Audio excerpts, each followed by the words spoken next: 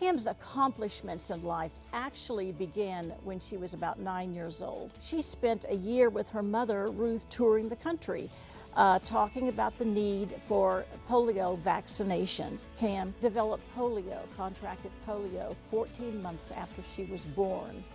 I remember one scene from probably 1982, 1983. There had been an explosion at an elementary school in Spencer. I remember Pam relaying the little information that we had as carefully and as genuinely and as gently as she could. I remember the professionalism she exhibited that day, and I never forgot it. I first met Pam Henry probably in the summer or early fall of 1967. Somehow we both ended up as agreeing to be in a teen fashion show to model clothes for the upcoming school year.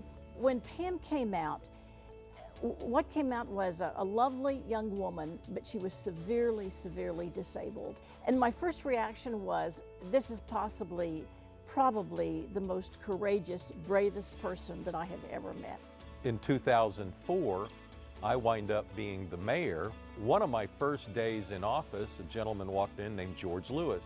And when he walked in, he said, I want to resign my position. And I was shocked. I'd only been on the job like a handful of days, and here this person who'd been on the job for decades was wanting to resign. I looked at the people that were on the committee and recognized my good friend Pam Henry.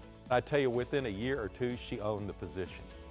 I think that Pam has probably done more than anybody else in Oklahoma to mainstream the needs of the disabled. There's no question Pam's work changed the design of many buildings across the city. She worked with architects who were looking at how they should design buildings. So when you walk through buildings in Oklahoma City, downtown or in the suburbs, and you see an amenity that might appeal or to help a person who might be suffering with a disability, you might think of Pam, because there's a good chance she had something to do with it.